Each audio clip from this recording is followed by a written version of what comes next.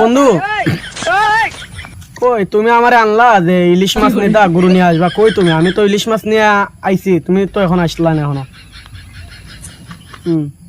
আচ্ছা তাহলে গরু নিয়ে আও, আমি ইলিশ নিয়ে দাঁড়াই রয়েছি। আর আগে বললানি ইলিশের সাইজটা কিন্তু একটু ছোট হইব এখন, বুঝতে পারতো?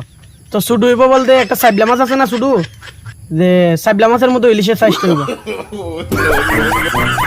না বড় নাই তো এখন, ইলিশ ছোট, বড় নাই। বড় পরে নিও নেই, সমস্যা নাই। তুমি গরু 20টা ফাটাইবা না 30টা ফাটাইবা, ফাটাই দাও, আমি ইলিশ এই হিসাবে আপনাকে ফাটাই দিতেছি।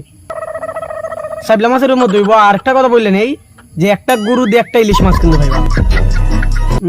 না না বেশি দেওয়া যাবে না ভাই, বেশি দেওয়া যাবে না। না না